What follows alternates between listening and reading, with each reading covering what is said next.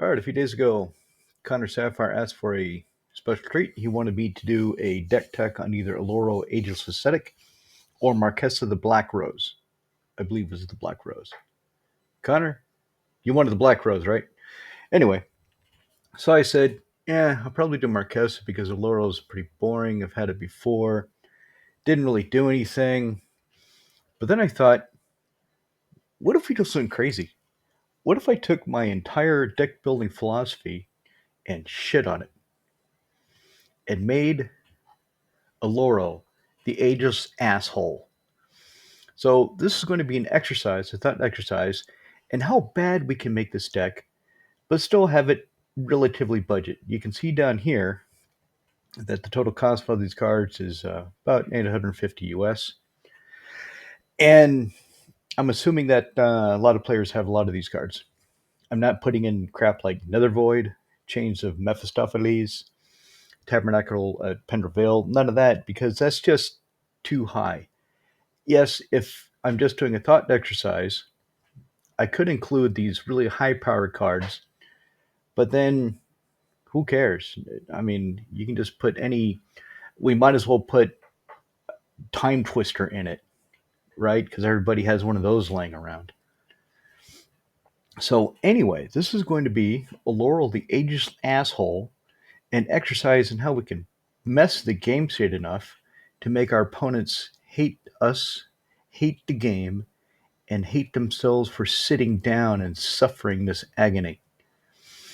Um, and like I said, it even though I don't think you should build it, I am not going to build it. No, no, no, no, no, no. I'm not going to build this crap. But it is funny to think about. Let's get going. So Laurel, the ageless asshole. What does this asshole do? Well, he costs 3 black, blue, white for 4 or 5 giants holding. We don't care about that. All we care about is he sits in the command zone, chilling out, and gaining 2 life. That's all we care about. We're not casting him. We don't care. Planeswalkers, we have 2. We have Ashot Green Renderer, 1 black blue hybrid for 5 loyalty Planeswalker. Your opponents can't search the library. Can't use their fetch lands, can't use any tutors, can't use a Fauna Shaman, none of that. You don't get to do it. And then, when you feel like it, you can make all your opponents, target a player, target opponent. You can target you. I don't know why you'd want to, but you can target yourself. Mill 4 cards, and then exile all your opponent's graveyards. Just gone. Bang. Done. Then we have Obnixilis the Hate Twisted. Yes. Feel the hate from this deck. So it costs 5, 3, black, black for another 5 loyalty Planeswalker with a static ability. Whenever an opponent draws a card, he hurts them. He does 1 damage for each card. That's going to be useful later.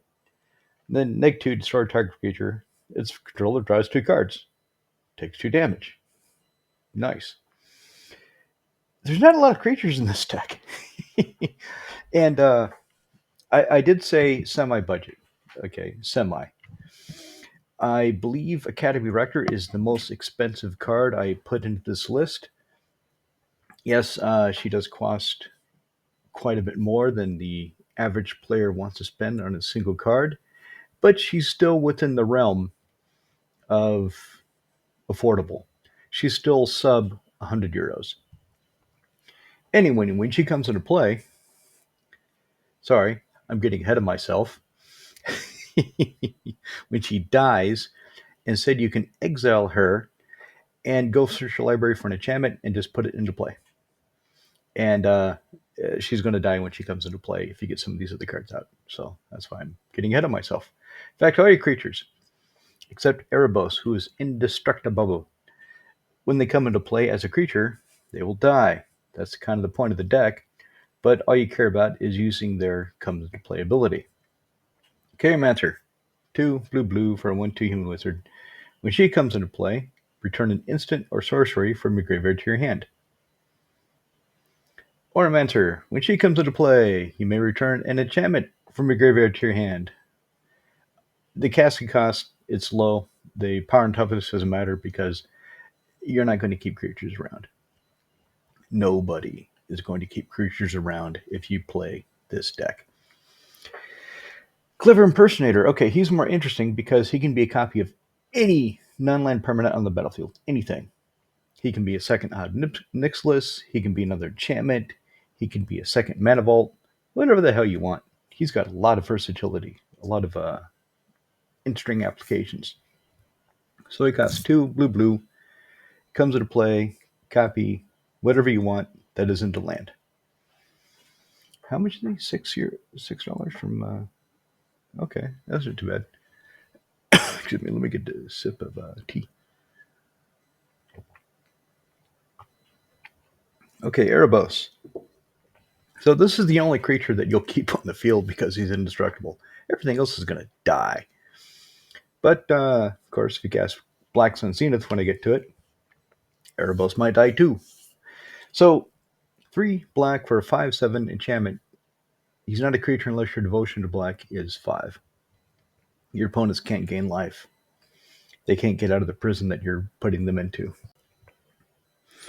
Alright, so like I was saying, Erebos locks your opponents out of gaining life, and you can spend 1 into black, pay 2 life, draw a card. So you can pay that life that Oloro is giving you to draw cards. You can also do it to prolong the agony, as we'll see in just a few minutes. Venser, Shaper Savant. 2 blue for 2/2 flashy wizard. When he whips his ass into play, return target spell or permanent to its owner's hand. Then he dies. Then you can bring him back and do it again. So how's he going to die? All right, well, okay. Let's just skip to the bullshit. All right. Armageddon. All lands and player destroyed. Because Oloro's an asshole. This is an asshole card, asshole strategy, and it's not going to win you the game. It could if you have a combo set up, but don't play this to win the game. Just play it to play it. Just play it to be a dick. That's this thought exercise. How badly can we make our opponents hate themselves for sitting down with us and hate us for what we're doing to them? All right, Black Sun Zenith. Black, X. Put X, neg 1 counters in each creature. Now, if Oloro, sorry, not Oloro, if Erebos is not a creature, if he's still an enchantment, he doesn't get hit by the Black Sun Zenith. So keep that in mind if you want Erebos around for some reason. If he is a creature, though, and you do it for 7, yeah, he's dead. You'll have to bring him back. Curse of the Swine. Blue, X. Exile X target creatures. For each creature card, exile this way. Its controller puts a 2/2 green boar creature token onto the battlefield. And if you have the some of the enchantments that we get to, if you have those in play, the boars die as soon as they enter the battlefield. So you just basically exile X target creatures, take an X step that doesn't do anything, and those creatures are gone. Damnation. Bury all creatures. Demonic Tutor. Okay, well, we are being an asshole. So let's put some unrestricted tutors in the deck just to extend it. So Demonic Tutor. Search library for any card you want. Put in your hand. Shuffle. I hate this card. I hate Farewell. I don't like exiling my stuff. I don't like exiling blanket stuff. I don't like this card at all. But like I said, I'm shitting all over my design philosophies by proposing this thought experiment. So, Farewell. 4, white. Choose 1 or more. Exile artifacts, exile all creatures, exile all enchantments, exile all graveyards. You can do all 4. You can basically just obliterate. No, what is it that World Fire? You can almost World Fire for 6 mana. Stupid card. Languish. It's kind of like Damnation. Only the creatures get neg 4 until end of turn. Wow, you've got some little indestructible guys over there, don't you? I want them to go away so they can't hurt me. Neg 4, they go away. Wrath of God. The white Damnation. Or is Damnation the White Wrath of God? It depends on when you started playing, really. For me, Damnation is the Black Wrath of God. If you started playing in Planar Chaos and you saw Damnation first, you probably think Wrath of God is the White Damnation. It's all a matter of perspective. Okay, Torment of Hailfire. This is an absolute griefer card. I think this was played against me once. I can't really remember. Um, can't remember who would have played this, if anybody. But anyway, maybe it was on Arena. I don't know. This card is a bitch. Kind of goes with Curse of Swine, Blacks and Zenith, in that you kick it off with 2 colored mana and then you spend X. So Torment of Hailfire, the X, you do each opponent loses 3 life unless they sacrifice an unland permanent or discard a card. So if you put, say, 6 into it, 6x, black, black for 8 mana, 6 times, each opponent loses 3 life unless they sack a non-land or discard a card. And the more you do it for, the worse it gets. You can just clean their boards right away and take them down. Time reversal. You're going to be casting counter spells. You're going to be casting a lot of instants and sorceries. And you might want to get them back. You might want to do it again. Plus, each player shuffles his or her hand into the graveyard and draws 7 cards. Exile time reversal. Okay, so you can't get that back. No way. No way to get it. It's exiled. It's gone. Unless you had something that can pull something from outside the game. I wonder what that could be. But anyway, so when they draw 7 cards, if you have Ob Nixilis in play, they take 7 damage. Bang, bang, bang, bang, bang. All of them at once. That's efficiency. Supreme Verdict. Uncountable. Well, it's not really Wrath of God because the creatures can regenerate. But as you can see, once we get to the enchantment section, it doesn't matter if they regenerate. In fact, if anybody has a couple creatures kicking around, it's just going to make the game that much worse. It's going to be a shit show. All right, Mastermind's Acquisition. 2 and black, black. Choose 1. Demonic Tutor, or pull a card you own from outside the game, put it in your hand. So that time reversal that you exiled, you can pull it back with Mastermind's Acquisition. Now let's get into the really interesting stuff. So this deck has a lot of counterspells. You want to control the game. And you want it to feel like you always have a counterspell. You want your opponents to feel hopeless, that they can't do anything that matters, that they have to ask your permission for whatever they want to do. So you've got 1, 2, 3, 4, 5, 6, 7, 8, 9, 10, 11, 12. You have 12 counterspells in this deck. One of them can be free. If you have an island and another card, foil can be free. If you've got a lot of cards in your hand, forbid you can put back in your hand. So the more I think about this, the funnier it gets.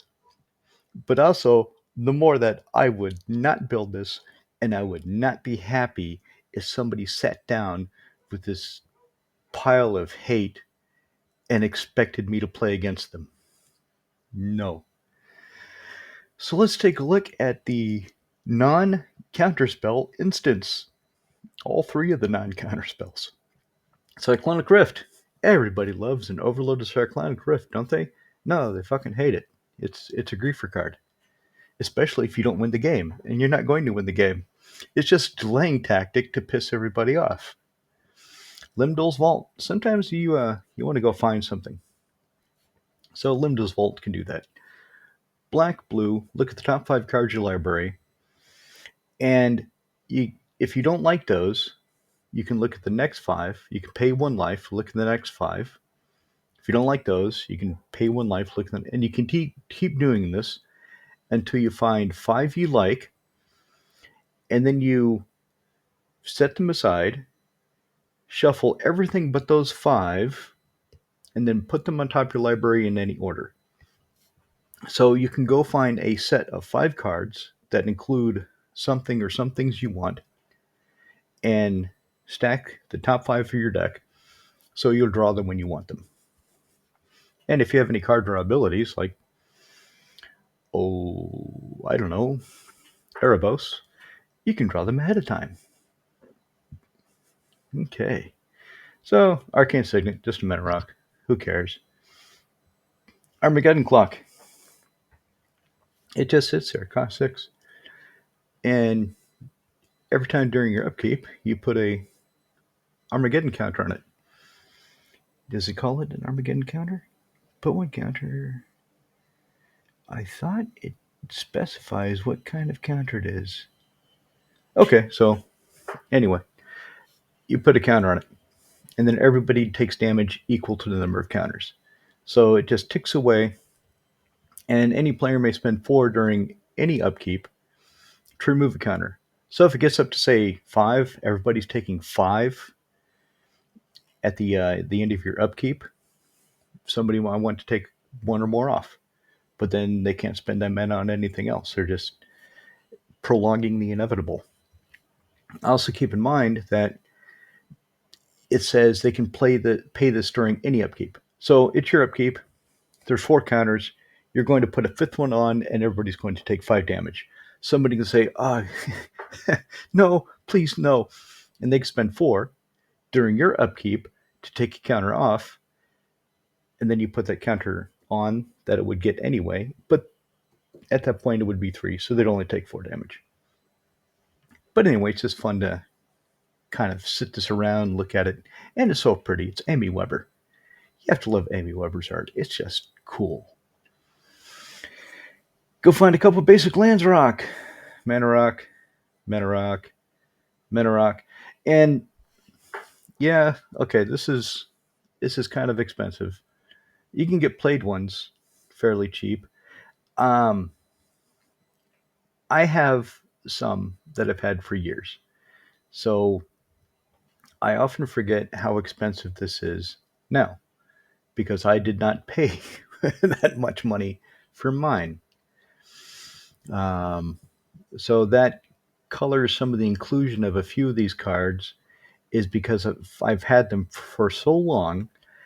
I know they're valuable, but I don't really know how much. So keep that in mind. Anyway, uh, actually, is that more expensive than Academy Director? That says 60.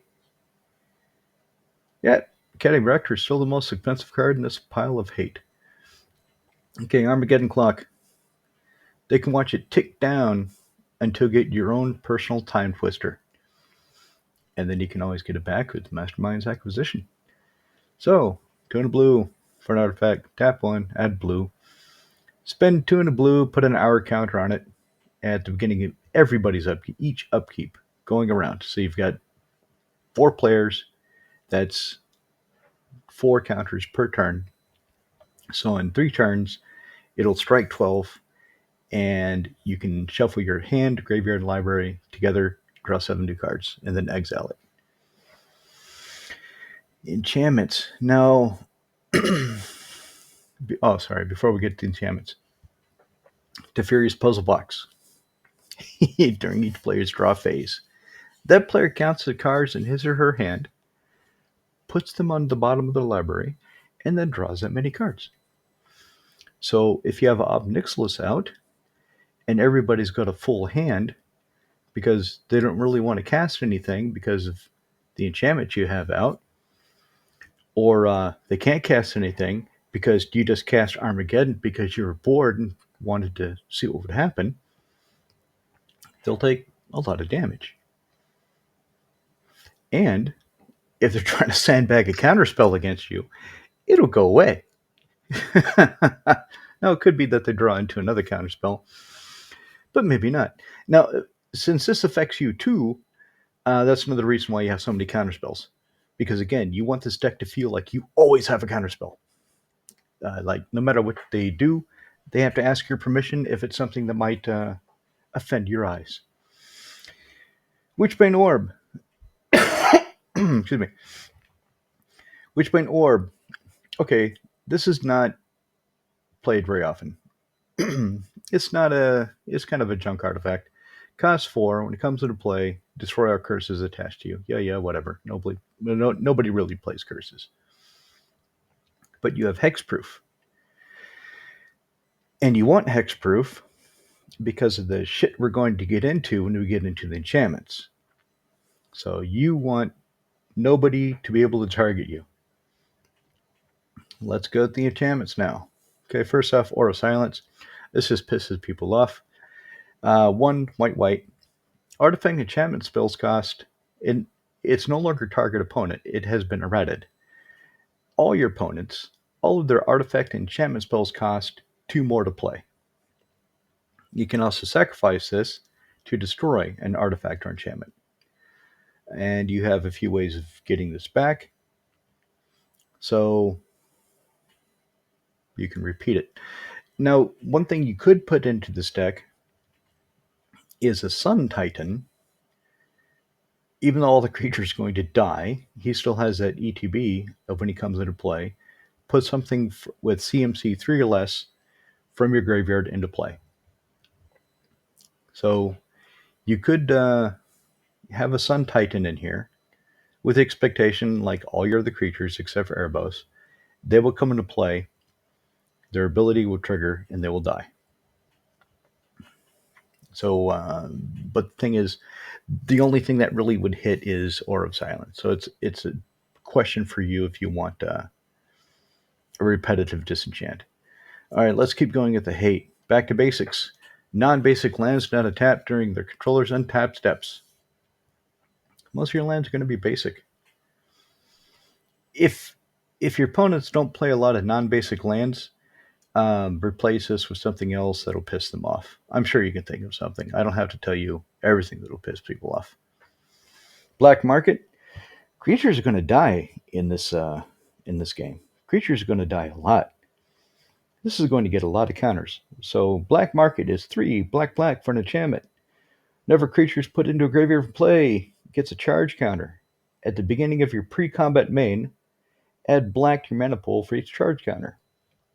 So if 8 creatures have died during your pre-combat main phase, your first main phase, you get 8 black mana to do whatever you want with. I mean, you can just spend that on a Torment of Hailfire for 6. 2 to get it started, 6 to piss everybody off. Breath Stealer's Crypt. I recently put this into Muldrata because she plays things out of the graveyard, so it doesn't matter if I discard. Breath Stealer's Crypt is an old card from Visions, costs 2 black-blue, an enchantment. Whenever any player draws a card, they reveal that card. If the card is a creature card, they pay 3 life or they discard it.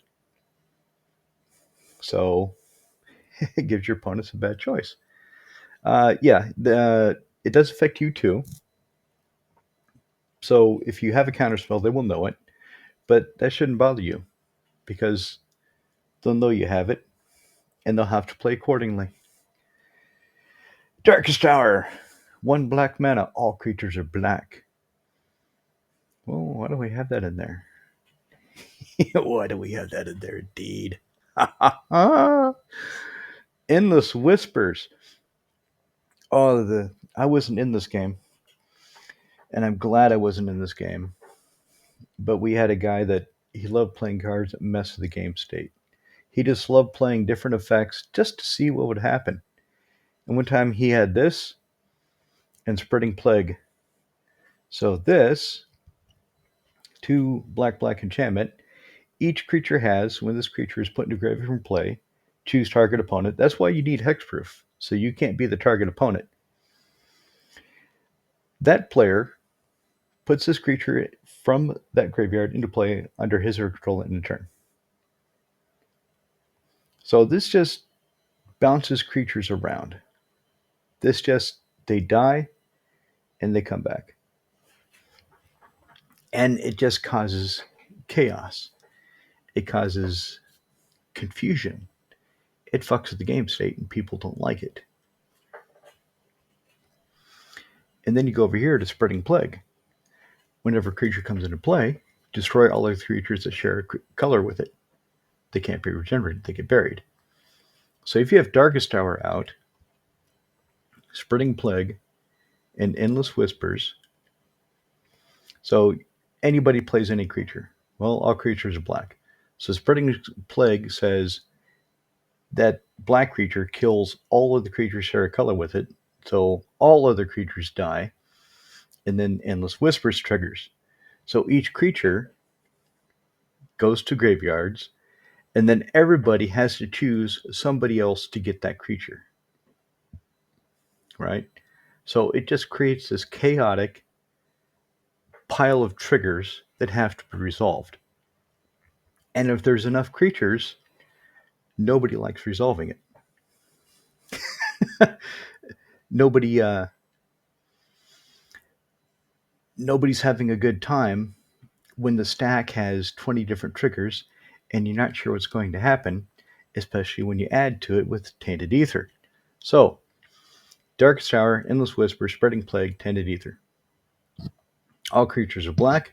Whenever a creature comes into play, it kills all of the creatures. When the creatures go to the graveyard, they pop back out of the graveyard under somebody else's control. And when they do, when they come into play, that new controller sacrifices a creature or land. So if they sacrifice a creature, Endless Whispers triggers. And it pops back up under somebody else's control. So I think you can see why people aren't going to like this if you build this. And Connor, I hope you don't build this, but it is kind of funny to think about. And just for some added fun, we have Exquisite Blood. Whenever an opponent loses life, you gain that much life. And then, because we are playing a dirty bastard combo deck, you have Sanguine Bond. So they both cost 5. Exquisite Blood is 4 colors, 1 black. Sanguine Bond is 3 colors, black, black. Whenever you gain life, target opponent loses that much life. So if you have them both in play, make sure you tell your opponents that during your upkeep, you will win the game. Make sure they know what's going to happen, because you want them to panic. You want them to try to figure out how to deal with it.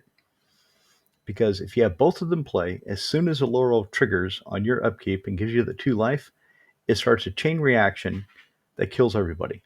So Sanguine Bond. You gain life, target opponent loses that much life. Exquisite Blood. When opponent loses life, you gain that much life. So and you just kill everybody. Don't keep it secret. If you get those in play, make sure everybody knows. And even better if you've had Breathstealer's Crypt, so they know if you have how many counterspells you have. You want this deck to just feel like an Eldrazi deck without playing Eldrazi, just a sense of hopelessness. And then, just to add to the hate and discontent, Painful Quandary.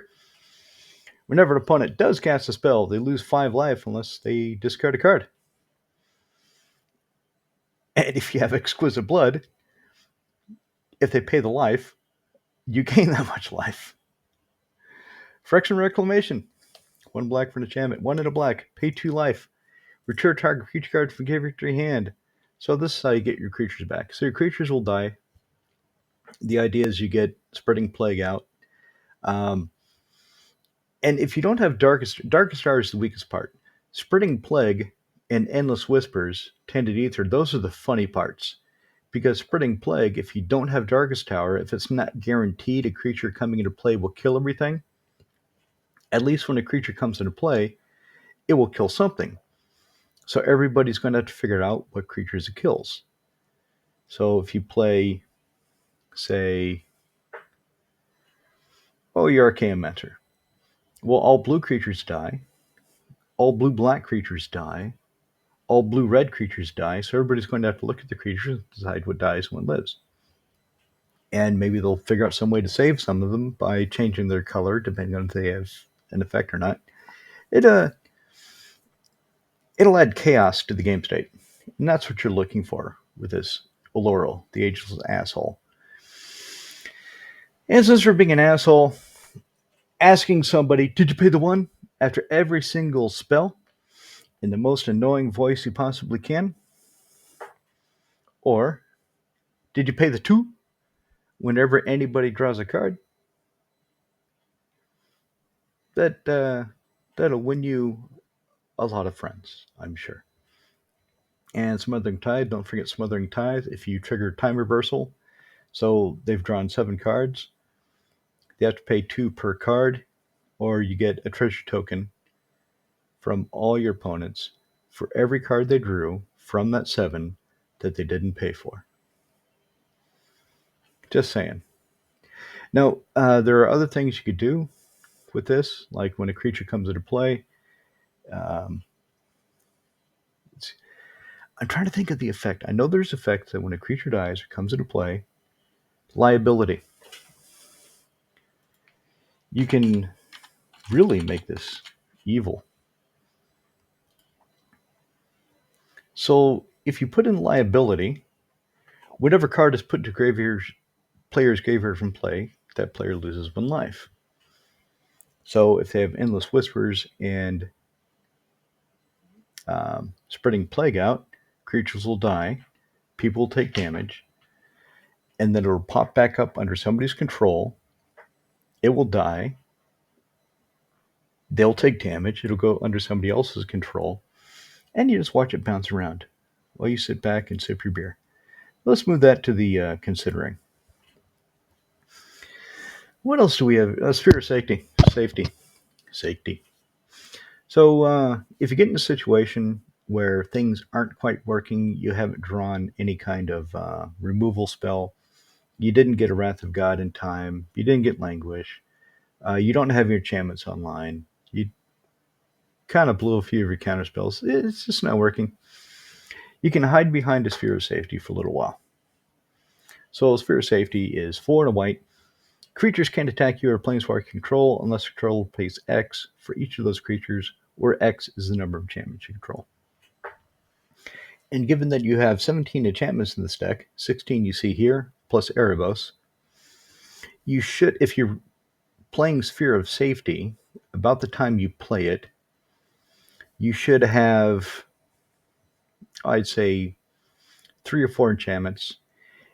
And 3 or 4, if people have to spend 3 or 4 to attack you, um, they can't attack you with a lot of things. They'll attack you with their biggest creature because you're pissing them off and they want to kill you for some reason, because you're playing this collection of suffering. And when you want to end the suffering, you can drop a Test of Endurance. So Test of Endurance, 2, white, beginning of your upkeep. If you have 50 or more life, you win the game. So in Commander, you start at 40. Oloro gives you 2 per turn. So if completely unmolested, if your opponents just don't do anything, in 5 turns, you can win the game. But you don't want to just sneak it into play and have people forget about it. You want to slam it down on the table and say, Test of Endurance, bitches! When you're at 42 life. 42 is the magic number there. So they have some turns to think about it. They have some turns to try to get out of your counter spells. And if you want to prolong the agony, as I see it ticking down, if you have Erebos out, you can say, I'm at 48 life. Next turn I win the game unless one of you can remove my Test of Endurance. But because I am magnanimous and generous, I'm going to spend 2 life through Erebos and draw a card, thereby giving you another turn to think about the fate that befalls you. You can do shit like that. Have fun with it. Mana base. Fabled Passage. Yeah, go find a basic. If you have 4 lands at that point, untap it. Prismatic Visa. Yeah, go find a basic. Rainbow Veil. So if you have back to basics, this is just kind of a dickhead card, because you play it, you get to use it, and you pass it to somebody else, and it doesn't untap. So they can just look at it. It's pretty. They probably would like to look at it, but they can't untap it and use it unless back to basics goes away. Excuse me. So since you have Fabled Passage, Prismatic Visa, you have the other fetch lands. I like this MH3 Flood of Strands, so I put that in this deck list. You've got Marsh Flats, you've got Pluto Delta. Back to basics doesn't matter because you're just going to go find a basic and sacrifice them anyway, so who cares? So 9 plains, 10 islands, 10 swamps. Urborg, even if Urborg's tapped, it still turns everything into a swamp. So all your islands become underground seas, all your plains become scrublands. So it helps your mana, helps you out. This is really the only non-basic land that you would care about. Hall of Helio Generosity. So 1 and a white tap, put target enchantment card from your graveyard on top of your library. To get back enchantments, if they go to the graveyard somehow, somebody destroys them, somebody doesn't like one of them for some reason, that sort of thing. All right, let's wrap this up. Let's look at the cards I was considering. So liability, you already saw.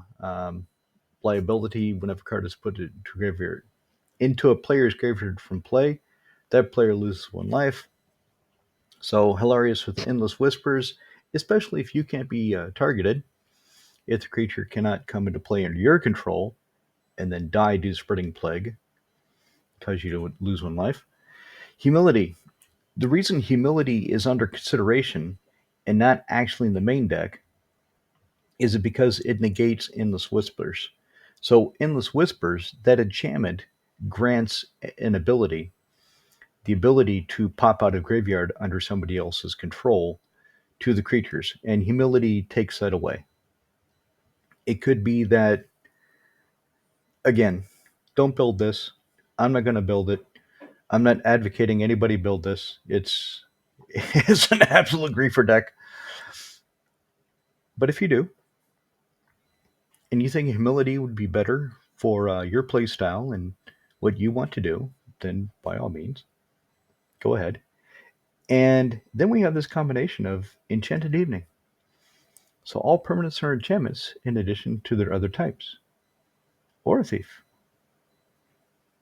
When he dies, when he goes to graveyard for play, you gain control of all enchantments. So if you enchant the evening and you have Spreading Plague,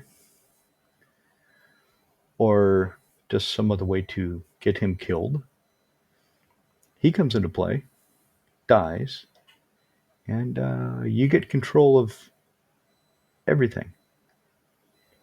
All permanents, so lands. So you get everybody's lands with Enchanted Evening when he dies.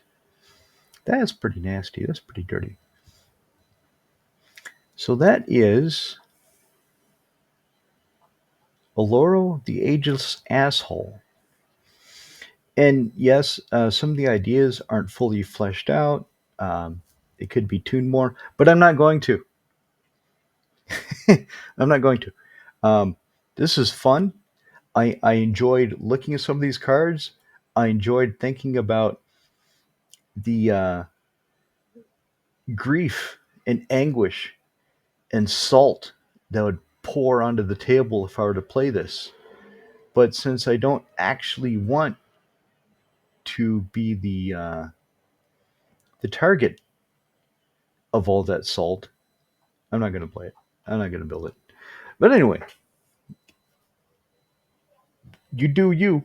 Um, if you are that guy that is willing to play this and can build this, have at it.